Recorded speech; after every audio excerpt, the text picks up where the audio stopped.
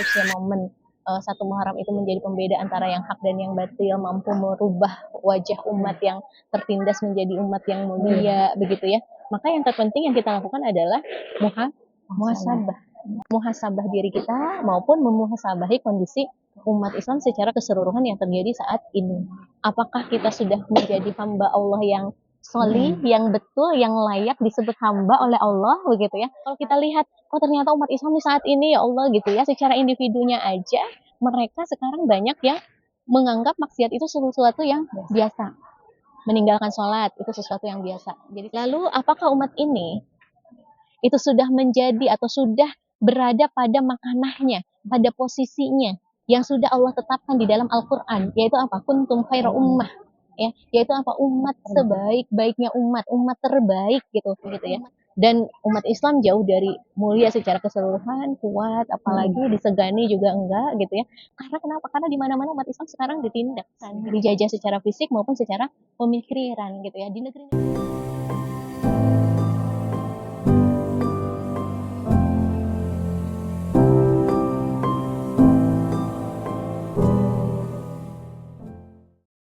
Assalamualaikum warahmatullahi wabarakatuh. Waalaikumsalam warahmatullahi wabarakatuh. Alhamdulillahirabbil alamin. Wassalatu wassalamu ala asyrafil anbiya'i wal mursalin sayyidina Muhammadin wa ala alihi wa sahbihi ajmain.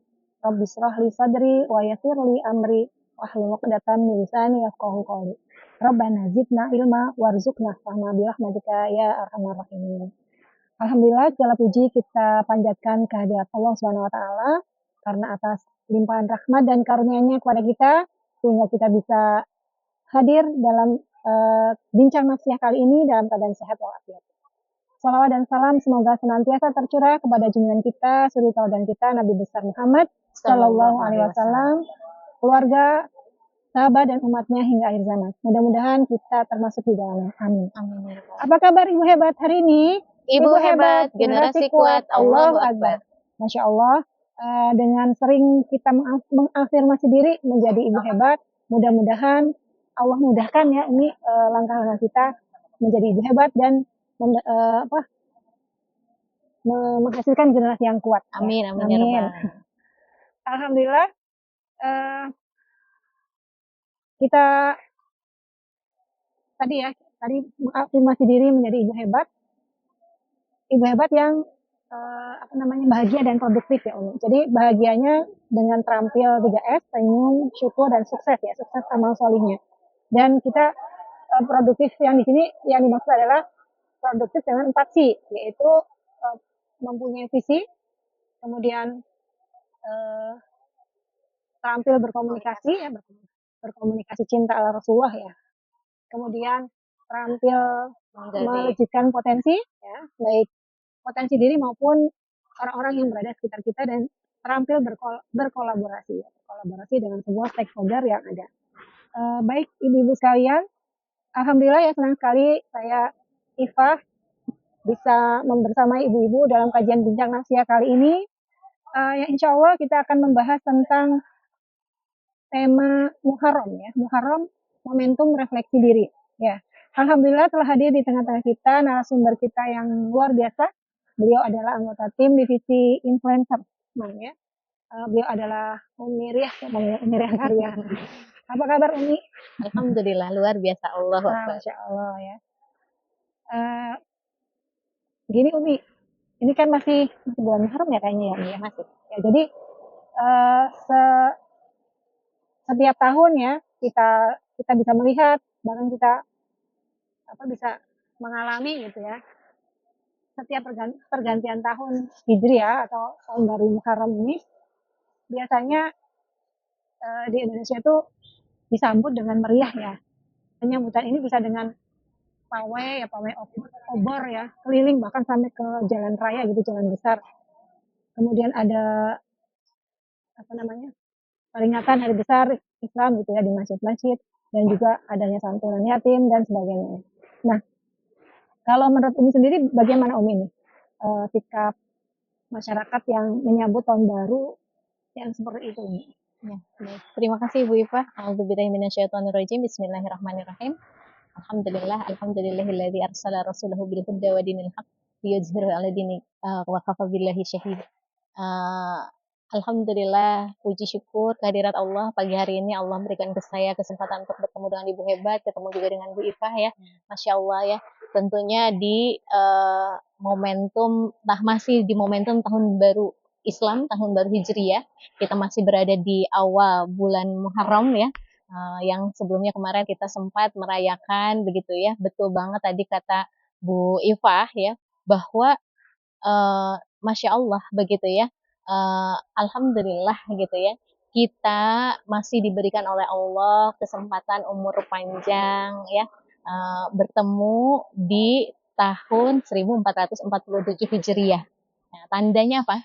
Ketika Allah masih berikan kita umur, Allah masih berikan kita nafas, tandanya Allah masih memberikan kita kesempatan ya.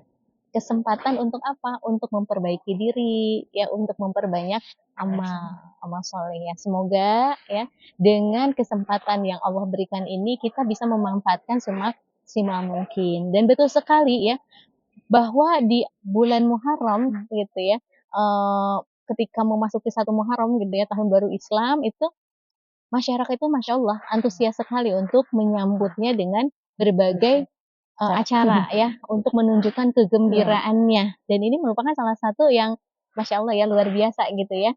Yang sebelumnya mungkin nggak seheboh ini ya Bu Iva ya, tapi kalau sekarang tuh kayaknya tarhib Muharram begitu ya, pawai obor gitu ya, penyambutan terhadap bulan Muharram dan opini bahwa itu adalah tahun baru Islam itu semakin bergelora begitu ya, seperti itu. Hanya saja gitu ya, satu hal yang membuat saya sedih ya, mudah-mudahan juga ini dirasakan oleh ibu hebat semuanya begitu ya, bahwa apa, umat Islam itu saat ini baru hanya mencukupkan pada euforia perayaannya saja begitu ya. Bahkan di sebagian tempat nih Bu Ipah ya, itu masih ada yang melakukan ritual-ritual, acara-acara di satu Muharram itu, justru acara itu menodai gitu ya, menodai agama itu sendiri. Karena apa? Oh gitu. Ada itu, kalau di Jawa kan satu suro ya, jadi Iya. kepala kerbau dilarung ke laut. Iya. Sampai Nah itu kan ya, itu kan justru menodai Islam itu sendiri begitu ya. Karena apa? Karena mengandung aktivitas kesyirikan. Dan kita tahu semua ya Ibu Hebat ya, bahwa yang namanya syirik itu di dalam Quran surat Luqman itu diperingatkan ya. Inna syirka zulmun azim. Ya sesungguhnya syirik itu adalah kezoliman yang sangat besar. Tidak hanya dosa tetapi zolim. Begitu ya. Maka harus dihindarkan. Itu yang membuat sedih begitu ya. Sementara di satu sisi kondisi umat Islam itu tidak menyadari gitu ya secara penuh bahwa sebetulnya umat ini, diri ini sedang tidak baik-baik saja ya, masih terjajah ya. Umat masih jauh dari kata sejahtera ya, karena kemiskinan yang semakin merajalela begitu ya. Bahkan menurut laporan Bank Dunia itu di tahun 2000 dari 57 negara muslim ya, 29 negara muslim itu termasuk kepada negara yang berpendapatan rendah atau terkategori miskin. Ya, kebayang ya. Berarti dari 57 ya, 29-nya itu ya separuhnya lebih. Iya, separuhnya lebih begitu ya. Lebih dari 50%. Dan 16-nya gitu ya, bukan sejahtera di atasnya itu. Ya tapi 16-nya itu berpendapatan menengah ke bawah. Bukan ke atas ya.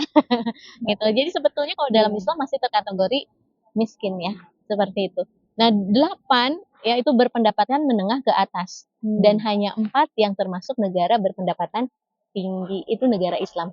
Padahal ya kita tahu nih ibu-ibu hebat, Bu Ipa, bahwa negeri-negeri muslim itu adalah negeri-negeri yang kaya sumber daya alam. Kaya sumber daya alam begitu ya. Contohnya adalah Indonesia. Indonesia kurang kaya apa gitu ya. Bahkan Plus sudah mengatakan gitu ya di dalam lagunya yang beberapa puluhan tahun yang lalu gitu ya, bahwa iya gitu ya, tongkat dilempar jadi tanaman gitu ya, kolamnya lautnya itu udah bukan kayak bahtera yang menakutkan, tetapi seperti kolam susu yang kita tinggal nyail aja gitu ya. Artinya kita nggak kekurangan apapun gitu ya, pangan, baik itu pangan ataupun sumber daya alam yang lainnya. Dan terbaru adalah nikel, emas begitu ya. Itu masya Allah luar biasa gitu ya. Tetapi ironisnya Bank Dunia itu melaporkan bahwa 60,3% penduduknya miskin. Jadi kita itu penduduknya dari 200 juta sekian gitu ya, itu 60,3% itu penduduknya miskin gitu ya. Dan yang lebih memiriskan lagi gitu ya, secara nasional gitu ya, Papua yang kita tahu di sana ada tambang emas yang sangat besar, yang luar biasa ya, Freeport gitu ya. Tetapi wilayahnya gitu ya, Papua itu adalah wilayah atau provinsi termiskin secara nasional. Ya Allah, sedih kan Bu gitu ya. Ya Allah gitu ya. Belum lagi kalau kita jauhan dikit jalannya gitu ya, di luar negeri gitu ya. Negara-negara saudara-saudara kita yang sekarang masih dibombardir gitu ya, masih dijajah secara fisik, yaitu saudara-saudara kita digajah. Gitu. Jumlah korban yang meninggal itu akibat genosida yang dilakukan oleh Zionis itu sudah mencapai angka 55.000 jiwa. Gitu ya. Dan ratusan ribu anak-anak itu dalam kondisi cacat. Itu yang wafat ya, 55. Sementara yang cacat, yang luka-luka begitu ya, yang menderita di sana lebih banyak lagi begitu ya. Sehingga lebih dari 2 juta penduduk Gaza itu gitu terancam kelaparan akibat blokade yang dilakukan oleh Zionis. Nggak boleh ada bantuan makanan yang masuk gitu ya. Itu satu sisi kita bergembira menyambut tahun baru Hijriah, tapi satu sisi kita bersedih karena gitu ya, di momentum yang seharusnya menjadi sesuatu yang baik untuk umat, ternyata umat kita kondisinya masih jauh dari kata baik gitu ya. Sangat tidak baik-baik saja. Belum lagi di India, belum lagi di Myanmar, belum lagi di Xinjiang, belum lagi di Yaman, bagaimana ya kondisi kaum muslimin itu mengalami diskriminatif dan penekanan-penekanan begitu ya. Dan yang paling menggemaskan lagi nih Bu Ipa gitu ya, kondisi penguasa-penguasa muslim begitu ya, mereka itu bukan menolong, justru mereka bersekutu ya dengan barat, dengan Zionis gitu ya, mereka berkhianat gitu ya, boro-boro mau menolong, menyerang gitu ya, justru mereka yaitu melindungi gitu ya, seperti itu. Mereka malah melarang gitu untuk membukakan istilahnya pintu gitu ya, untuk membukakan pintu saja begitu ya, agar bantuan bisa masuk begitu ya, mereka sama sekali tidak bisa mereka lakukan. Ini yang membuat kita miris. Satu sisi kita hanya merayakan hijrah secara euforia saja sebagai sebuah perayaan gitu ya, padahal itu adalah momentum yang sungguh luar biasa kalau kita lihat sejarahnya begitu ya, yang membuat umat Islam itu jadi mulia dan sebagainya begitu ya. Dan satu sisi kita melihat sedih banget gitu ya, Allah ya ikut prihatin ya Umi ya, lihat kondisi kaum muslimin yang masih ya tadi memaknai atau mencukupkan diri penyambutan 4 Muharram dengan euforia ya, perayaan-perayaan seperti itu, tapi tidak menyadari bahwa kondisinya masih sekarang itu tidak baik-baik saja ya Umi ya. Jadi ya karena mungkin banyak faktor Umi ya. Nah ini kira-kira apa nih Umi sebenarnya yang menyebabkan umat hanya memaknai atau mencukupkan penyambutan Muharram dengan euforia perayaan saja Umi? Iya, bahkan tadi ya nggak cuma euforia ya Bu Ipa ya, tetapi justru bahkan ada melakukan yang itu ya melanggar aktivitas-aktivitas yang menodai agama begitu ya, kesyirikan gitu yang apa itu gitu ya. Betul ya, kita harus senantiasa menggali ya, apa sih yang menyebabkan umat ini seperti ini, supaya kita tahu akar masalahnya. Kalau seorang dokter itu kan berarti mendiagnosa ya, apa akar penyakitnya, supaya kita tidak salah memberikan obat, tidak salah menangani begitu ya. Dan kondisi umat saat ini juga pasti ada akar masalahnya begitu ya. Kalau saya melihat ya, yang menyebabkan umat Islam itu terjebak pada hal yang demikian tadi, hanya menganggap sebuah euforia saja, udah gitu justru melakukan hal-hal yang diharamkan oleh Allah gitu ya. Penyebab utamanya itu adalah penerapan sistem kapitalis sekulerisme. Tidak diterapkan sistem Islam. Tidak diterapkan sistem Islam, tetapi kita justru menerapkan aturan yang bukan dari Islam. Dan itu sudah Allah ingatkan gitu ya. mana aturan yang lebih baik, apakah aturan atau aturan selain Islam, ya. Bahkan kita disuruh apa? Menerapkan Islam secara sempurna harusnya bukan yang lainnya. Kalau kita mengambil yang lain berarti kita sama juga apa? Mengikuti langkah-langkah setan, dan setan itu diperingatkan oleh Allah bahwa setan itu adalah aduwwum mubin gitu ya, musuh yang sangat nyata. Jadi ketika kita mengambil aturan bukan dari Islam, sesungguhnya kita sedang mengikuti khutuwati syaitan, langkah-langkah setan yang kita tahu bahwa setan itu nggak mungkin bawa keselamatan gitu ya, tapi justru akan membawa kepada kerusakan. Nah ini sekarang kita rasakan kerusakannya gitu ya. Ya salahnya kita ngikutin langkah setan gitu ya, Tapi gitu. nggak nyadar Nggak nih. nyadar gitu ya, nggak nyadar gitu ya, Nyadar kan seperti setan. itu. Ya, karena memang dibungkus setan Ya. itu pinter apa tadlis iblis ya. Mereka pinter mengemas, menipu daya gitu ya, seperti itu. Seperti itu. Sehingga ya tadi penyebabnya adalah akarnya itu penerapan aturan selain Islam, yaitu kapitalis sekuler gitu ya. Yang dari kapitalis sekuler ini melahirkan banyak hal yang menyebabkan mereka melakukan hal itu. Jadi banyak lagi turunan-turunannya gitu ya, yang menjadi faktor kenapa sih gitu ya. Banyak kaum muslimin itu yang akhirnya melakukan tadi ya euforia saja, terus bahkan melakukan tindakan-tindakan yang keluar dari Islam gitu ya. Yang pertama dari sistem kapitalis sekuler itu membuat individu-individu itu lemah dari sisi pemahaman Islamnya, gitu ya. Pemahaman Islam yang benar tentunya, begitu ya, sesuai dengan syariat, gitu ya. Karena kapitalisme itu telah menanamkan sekulerisme dalam tubuh umat. Artinya apa? Dipisahkan antara kehidupan agama dengan kehidupan sehari-hari, begitu ya. Sehingga agama itu di apa sih? Didistorsi gitu. Jadi hanya kecil lingkupnya. Hanya sebatas ngurusin puasa, salat, ibadah mahdoh gitu ya. Cukup di masjid ngomongin Islam gitu ya. Cukup di majelis-majelis ngomongin Islam, dan itu pun ngomonginnya hanya seputar ibadah aja. Ibadah mahdoh, nggak boleh yang lainnya, bawa-bawa politik nggak boleh gitu ya. Ngomongin tentang muamalah nggak boleh gitu ya, seperti itu.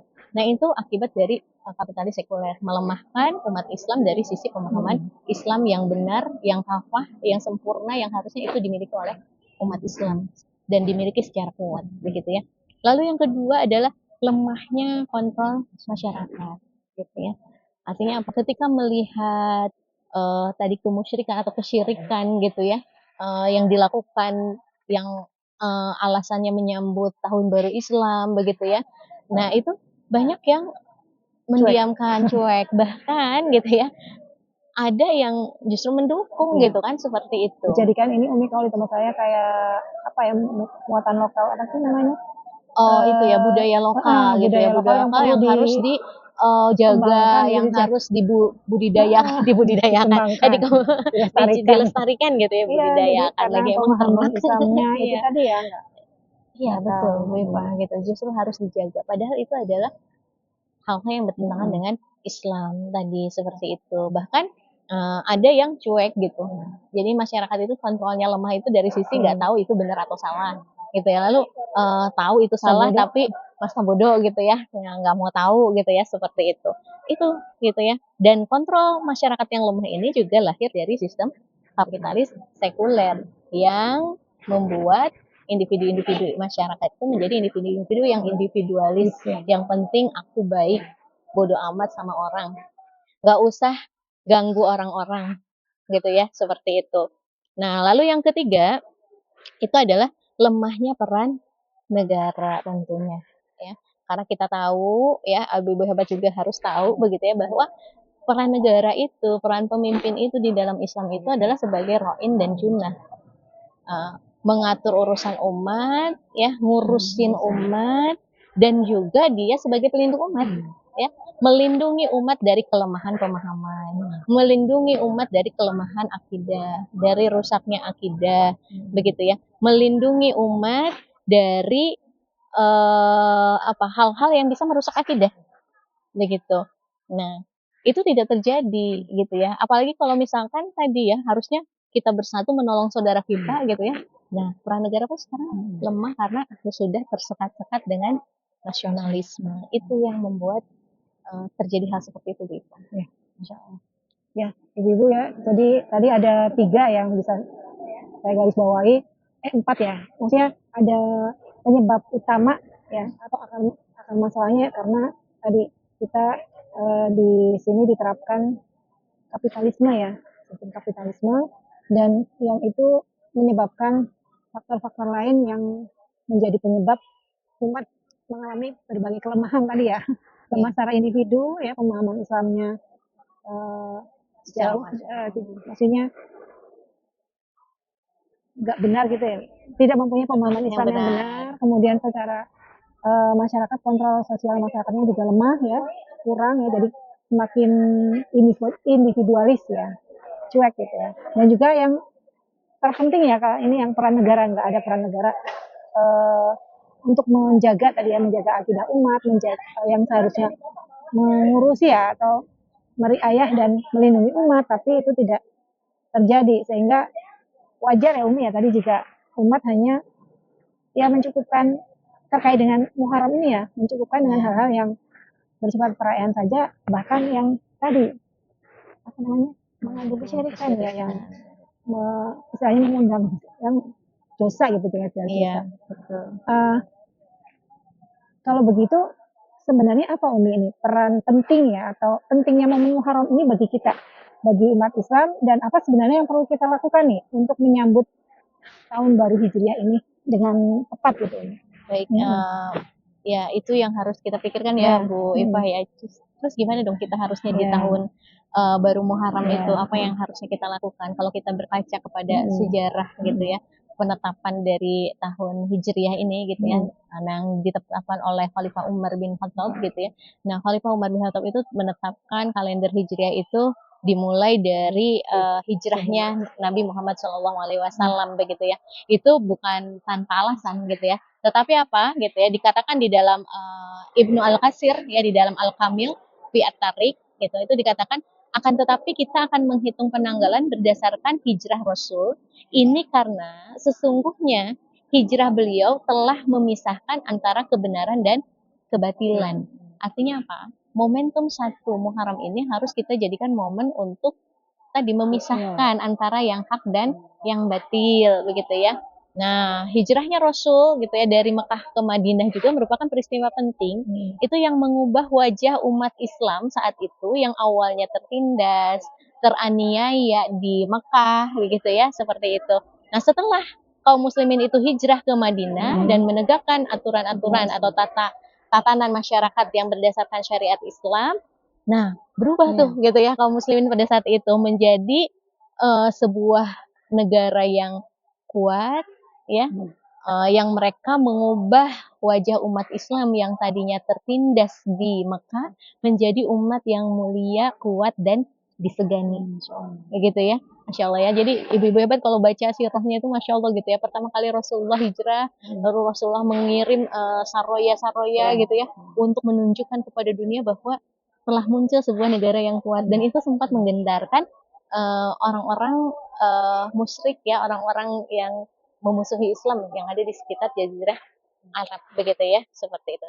Nah, maka saat ini ya yang paling penting kita lakukan gitu ya, karena tadi harusnya momen 1 Muharram itu menjadi pembeda antara yang hak dan yang batil, mampu merubah wajah umat yang tertindas menjadi umat yang mulia begitu ya. Maka yang terpenting yang kita lakukan adalah muhasabah gitu ya. Muhasabah menjadi hal yang terpenting di awal tahun Hijriah ini begitu ya. Muhasabah terhadap siapa? Muhasabah diri kita maupun memuhasabahi kondisi umat Islam secara keseluruhan yang terjadi saat ini. Apakah kita sudah menjadi hamba Allah yang solih, yang betul, yang layak disebut hamba oleh Allah begitu ya, karena kita patuh dan taat kepada Allah gitu ya, atau belum begitu ya. Selama ini masih banyak hal-hal yang justru kita lakukan di luar dari yang seharusnya kita lakukan kepada Allah Subhanahu wa Ta'ala. Lalu apakah umat ini itu sudah menjadi atau sudah berada pada makanahnya, pada posisinya yang sudah Allah tetapkan di dalam Al-Quran, yaitu apa? Kuntum khaira ummah, ya, yaitu apa? Umat sebaik-baiknya umat, umat terbaik gitu, umat yang mulia, umat yang kuat, umat yang disegani, begitu. Ini yang harus kita muhasabahi, ya. Kalau belum, ya, berarti gitu ya, kalau kita lihat oh ternyata umat Islam di saat ini ya Allah gitu ya, secara individunya aja mereka sekarang banyak yang menganggap maksiat itu sesuatu yang biasa. Meninggalkan sholat itu sesuatu yang biasa. Jadi saya teringat dengan anak saya gitu ya, yang sekolah di sebuah sekolah swasta begitu ya, yang dia bilang parah gitu, parah nih gitu. Kenapa? Itu di kelas itu, satu kelas yang ceweknya katanya gitu, yang sholat hanya dua itu temennya dengan saya kata dia gitu. Sementara yang lain pada semua Islam gitu, seperti itu. Dan yang lebih parah lagi gitu ya, ada sebenarnya yang ingin sholat Bipa, cuman ya dia khawatir dan takut. Takut apa? Takut dibully. Karena yang biasanya nggak sholat, tiba-tiba sholat itu pasti dibully sama teman-temannya. Coba itu sedih banget ya, gitu ya. Menunjukkan bahwa secara individu saja masih banyak umat Islam yang masih meninggalkan kewajiban yang bersifat individu, begitu ya. Dan umat Islam jauh dari mulia secara keseluruhan, kuat, apalagi disegani juga enggak, gitu ya. Karena kenapa? Karena di mana-mana umat Islam sekarang ditindas, gitu ya. Baik ditindas secara fisik ataupun secara pemikiran, dijajah secara fisik maupun secara pemikiran, gitu ya. Di negeri-negeri Islam itu kondisi umat Islam itu sengaja dimiskinkan, ya. Kriminalitas dan kerusakan sosial merajalela. Itu faktanya gitu ya. Memang itu yang harus kita muhasabahi gitu ya. Nah, dalam Islam ya, ketika kita melihat itu semua merajalela sehingga yang terjadi tidak hanya kerusakan secara moral tapi juga material gitu ya, bencana alam di mana-mana, musibah ya, itu kerusakan sosial juga termasuk musibah ya, ibu-ibu hebat ya, yang begitu deras menimpa umat gitu ya, yang seharusnya gitu ya umat itu tidak seperti itu begitu ya, itu karena tidak ada yang menolong umat ini ya, kondisi penguasa-penguasanya yang fazir ya, yang merupakan agen-agen dari barat yang justru menerapkan aturan-aturan yang bukan dari Islam, aturan-aturan yang batil ya. Mereka mengajak umat Islam justru berpaling dari Allah ya. Mereka justru mengajak umat Islam untuk berbondong-bondong gitu ya, melaksanakan aturan hidup yang itu aturan hidup jahiliyah yang bukan dari Allah, seperti itu. Padahal ya Allah mengingatkan ya bahwa kalau kita berpaling dari peringatan Allah di dalam Quran surat Toha ayat 104 yang bunyinya a'udzubillahi minasyaitonirrajim bismillahirrahmanirrahim wa man a'rada an dzikri fa innalahu ma'isyatan dunkan wa nahsyuruhu yaumal qiyamati a'ma gitu ya. Jadi barang siapa yang berpaling dari peringatanku kata Allah begitu ya, yaitu dari Al-Qur'an, dari menerapkan aturan-aturan Al-Qur'an di dalam kehidupan, sesungguhnya bagi dia kehidupan yang sempit dan akan dihimpun dirinya pada hari kiamat dalam kondisi buta ya. Karena buta gitu, udah dikasih petunjuk gitu ya, nggak mau ngambil gitu ya, apa kamu buta gitu ya, seperti itu. Udah dikasih jalan yang lurus gitu, kamu nggak ambil jalan itu gitu ya, seperti itu. Dan kehidupan yang sempit, dan ini kita rasakan saat ini gitu ya, secara ekonomi susah, pengangguran di mana-mana, kemiskinan di mana-mana, kemaksiatan di mana-mana, begitu ya. Pokoknya bikin kita deg-degan setiap hari gitu ya, seperti itu. Karena itu ya Rasulullah Shallallahu Alaihi Wasallam begitu ya, itu bersama para sahabat yang mulia ya, mereka senantiasa menerapkan syariat Islam gitu ya, agar umat ini kembali kepada mencapai tadi derajat khairu ummah gitu ya. Dan dijelaskan kalau kita kembali gitu ya. Jadi Rasulullah dan para sahabat itu berupaya gitu ya untuk membuat umat-umat itu pada zaman dahulu itu ya kembali kepada aturan-aturan Allah, untuk melakukan aturan-aturan Allah gitu. Dan itu pun yang harusnya kita lakukan saat ini gitu ya. Karena Allah mengatakan kalau kita kembali kepada Allah, kalau kita melakukan aturan-aturan Allah begitu ya, artinya kita beriman dan bertakwa kepada Allah, tunduk manut sama Allah, maka Allah berjanji di dalam Quran surat Al-A'raf ayat 96 yang bunyinya bismillahirrahmanirrahim, walau kana ahlul qura amanu wa taqaw la fatahna alaihim bi barakati minas sama'i wal ardh gitu ya. Jika penduduk negeri-negeri itu beriman dan bertakwa, tunduk manut sama Allah, melaksanakan seluruh aturan Allah, meninggalkan larangannya, pasti kami akan melimpahkan kepada mereka itu berkah dari langit dan bumi. Hanya saja sayangnya begitu ya, mereka mendustakan karena itu kami menyiksa mereka disebabkan oleh apa yang mereka perbuat. Jadi seperti itu harusnya kita muhasabah gitu ya, dan ayo kembali kepada aturan Allah gitu. Insyaallah ya. Ya, jadi Ibu, tadi ya sudah dipaparkan bagaimana kita bisa menyambut momen Muharram ini sebaik mungkin ya, sesuai dengan yang dituntunkan Allah dan Rasulnya, yaitu dengan muhasabah ya, baik muhasabah terhadap diri kita masing-masing, para individu maupun muhasabah eh, ini ya terhadap kondisi kaum muslimin saat ini, Ya, sehingga apa namanya, kedepannya bisa lebih baik gitu ya, maksudnya Iya. kondisinya akan lebih baik dan ada solusi yang ya tentunya solusi yang tepat ya, yang sesuai dengan solusi tuntas solusi gitu tuntas ya. ya Seperti dalam itu. iya menyelesaikan masalah-masalah tadi. Baik Umi, kalau tadi kita sudah tahu tuh harus seperti itu. Nah, terus gimana nih caranya Umi? Biar apa di momen Muharram ini kita bisa menjadikan sebagai momentum untuk refleksi diri tadi Umi. Ya. Ya, maka yang harus kita lakukan ya, kita tahu bahwa Muharram itu, satu Muharram itu ditandai dengan momen hijrahnya Rasul gitu ya.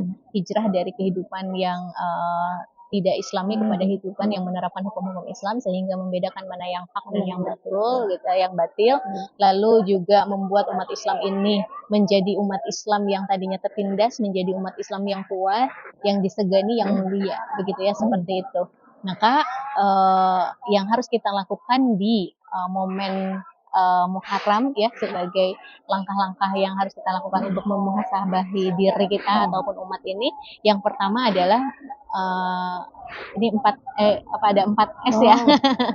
Gitu ya. Jadi supaya ibu-ibu hebat semuanya ingat begitu ya, langkah-langkah yang bisa kita lakukan ya dalam rangka refleksi diri di satu Muharram ini, di satu Muharram, di bulan Muharram ini gitu ya, momen Muharram ini, 4 S. S yang pertama itu adalah syukuri gitu ya. Kenapa harus bersyukur gitu ya? Ya bersyukur, kita masih Allah kasih kesempatan hidup, itu sesuatu hal yang harus disyukuri gitu ya. Kita masih diberikan umur panjang, sesuatu hal yang harus disyukuri ya.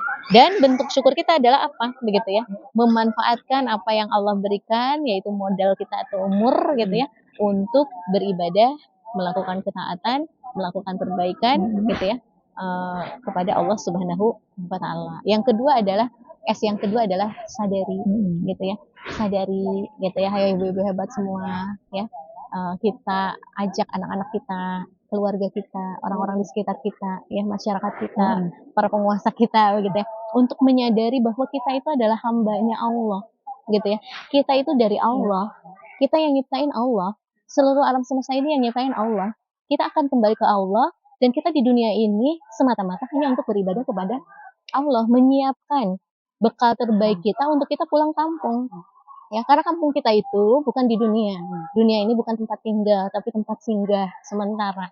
Yang rata-rata orang singgah di dunia itu paling lama 60 tahun, 70 tahun gitu ya.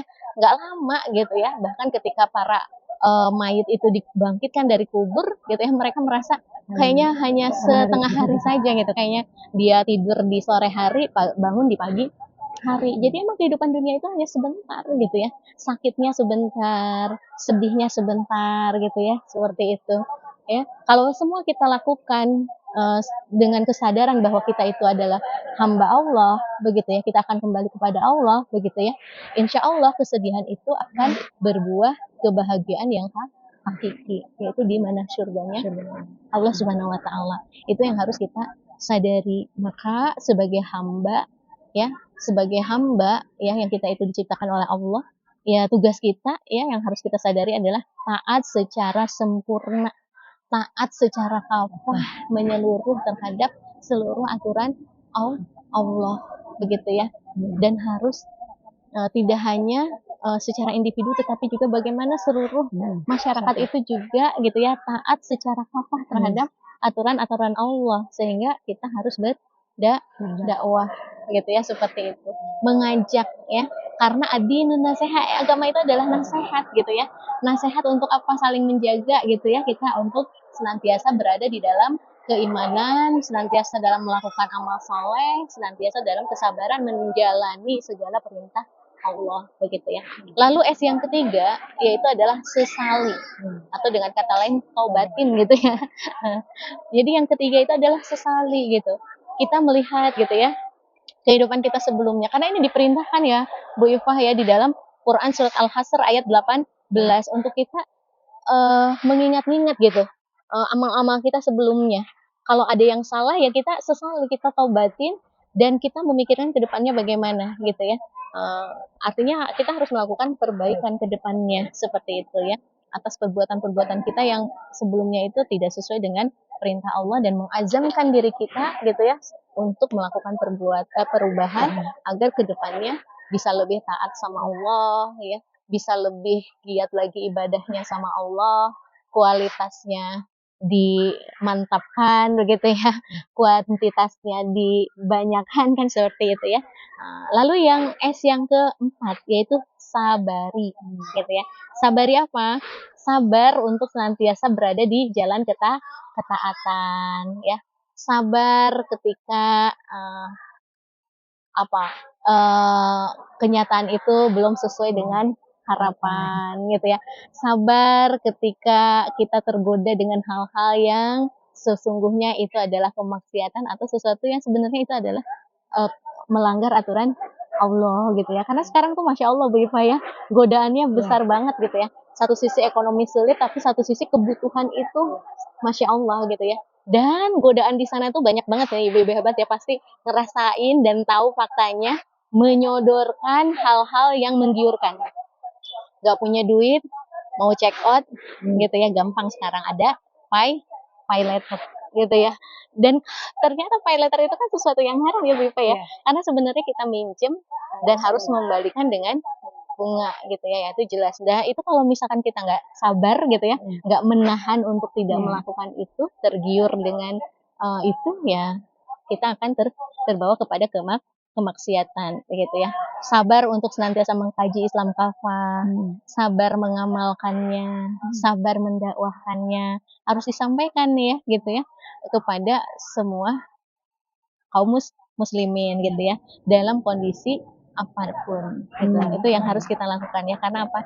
Idza azamta fatawakal Allah ya. Kita azamkan, insya Allah kita tawakal kepada Allah, insya Allah Allah akan bantu itu semua. Mungkin itu saja Bu Insya Ipa. Allah ya. Itu ibu-ibu ya ada 4 apa nih namanya tips apa cara ya yang sudah disampaikan ya, jadi biar kita mudah mengingatnya 4 S. Jadi yang pertama tadi syukuri ya, syukuri bahwa kita masih diberi kesempatan Allah ya untuk hidup dan lebih banyak beramal soleh ya ini ya dengan istilahnya umur yang berkah gitu. Kemudian yang kedua sadari bahwa kita semua adalah hamba Allah. Jadi kita berusaha melakukan segala sesuatu ya karena Allah ya, karena apa namanya berharap pahala dan ridhonya Allah. Kemudian yang ketiga sesali terhadap perbuatan-perbuatan yang mungkin selama ini melanggar aturan Allah ya, sesali untuk tidak mengulang ya dan berusaha untuk memperbaiki dengan amal-amal soleh. Dan yang keempat yang terakhir sabar. Oh iya. sabari. Iya sabar ya. Ini syukur sama sabar tuh iya selalu ini ya berdampingan ya. Jadi kalau ada syukur ya sabar juga ya. Nah sabar dalam hal ini ya sabar dalam melaksanakan ketaatan, sabar dalam menjauhi kemaksiatan tadi yang sekarang banyak godaannya luar biasa, dan juga sabar terhadap mungkin musibah yang Allah takdirkan sesuatu yang tidak sesuai dengan harapan ya, kayak musibah itu kan sesuatu yang tidak kita harapkan ya, tidak hanya musibah sebenarnya, pokoknya sesuatu yang kita tidak harapkan gitu, diantaranya musibah gitu ya. Jadi yang penting kita ikhtiar ya Umi ya, menjalankan proses sesuai aturan Allah. Nah hasilnya kita serahkan pada Allah ya, jadi kita selalu berharap sama Allah saja gitu ya, kita terima semua ketetapan dari Allah dan insya Allah itu yang terbaik buat kita ya Umi ya. Insya Allah. Mungkin sebelum ditutup ada closing statement Umi ya kita semua. Baik, penutup dari saya gitu ya. Muharram saatnya kita berubah menuju khairul ummah dengan ngaji Islam kafah dan dakwah gitu ya. Jadi itu jangan kita lupakan. Mungkin itu saja ya. Insya Allah ya Ibu, mudah-mudahan siap ya Ibu ya berubah menjadi lebih baik tadi ya dengan Islam kafah dan siap berdakwah ini ya. Baik Ibu-ibu hebat semua ya, syukran Jazakumullah khairan katsiran ya kepada Umi Ria ya atas sharing ilmu dan pengalamannya tadi ya. Mudah-mudahan bermanfaat untuk kita semua dan kita bisa mengamalkan ya atau mengaplikasikannya dalam kehidupan kita sehari-hari. Saya Iva dan Umi Ria pamit undur diri. Mohon maaf apabila ada salah kata atau ada kata-kata yang kurang berkenan di hati ibu-ibu semua ya, mohon dimaafkan. Sampai ketemu lagi di lain kesempatan. Billahi taufiq wal hidayah. Wassalamualaikum warahmatullahi wabarakatuh. Waalaikumsalam warahmatullahi wabarakatuh.